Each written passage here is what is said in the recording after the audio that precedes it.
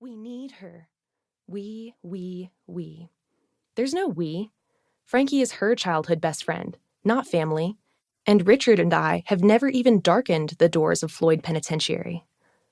Mom's strange obsession with Frankie is probably most unfair to Richard. Imagine you're an old dude, feeding cats and working crosswords, and then this woman and her daughter show up at your door. It takes a certain type of hero to keep his word from 20 years ago. If you ever need help, I'll be here. I'm not sure what led him to say that. They're aloof on their origin story. But at this point, I don't care. He's Richard, and I love him. The weights stay poised over her face, teetering. Let them drop, Mom, I say. You're supposed to be scrolling. Her words rush out with a staccato breath.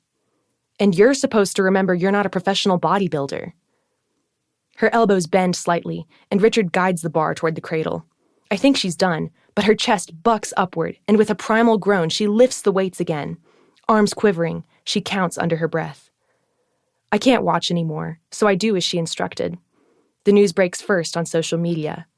Richard sees me wince and reads my mind. The call comes seconds later.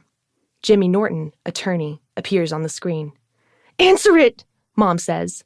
I leap out of my lawn chair, hit accept on the phone, and hold it to her ear. Richard and I are frozen into our strange positions, each on either side of the barbell, the weights next to our faces as we bend to listen to Jimmy's 3 words. Beth, I'm sorry. The weights clatter to the ground. Chapter 1. I know the story. In June of 2000, Cora King, the 18-year-old daughter of Kentucky Senator Rebecca King, went missing from her family's estate on Knockabout Island. 5 months later, a local fisherman found what was left of Cora's body. The fish in the lake had stolen nearly everything from her. The medical examiner used her dental records for identification. The investigation centered on 3 individuals: Frankie Quick, the best friend, Ben Stack, the boyfriend, and Martin Jarvis, a previous boss/love interest who was later discovered to have died on the same day Cora disappeared. The case was automatically high profile. Authorities landed on Frankie because she had a juvie record for assault, an assault on Martin Jarvis, no less.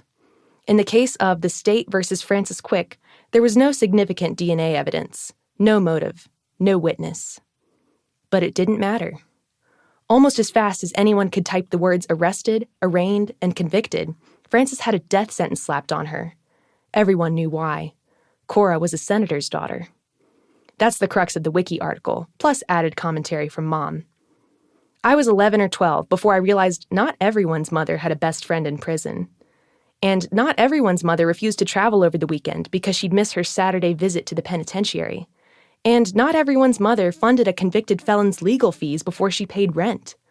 Not even when I overheard one of the girls in my coding club tell another, her mom is friends with a murderer, and my mom says I can't go over to her house to play, did it occur to me that Frankie's place in our life was an oddity.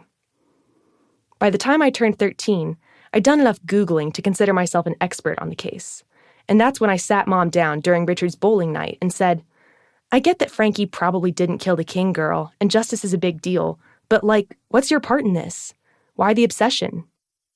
Mom reached across the table and twisted a lock of my hair around her finger and said, She's my best friend. Yeah, but, Nyla, we don't give up on people when bad things happen.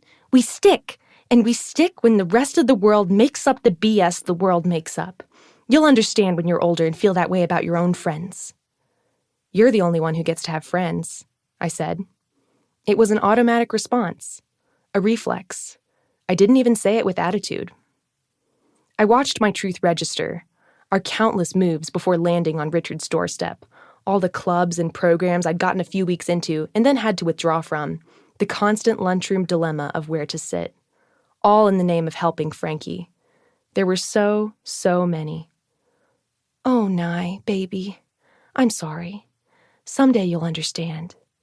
When is someday? I had asked. She hadn't answered, and I quit caring and did my best to accept that Frankie was the most important person in Mom's life. And that's the way it was. Chapter 2. Mom is in bed. Richard's on the toilet.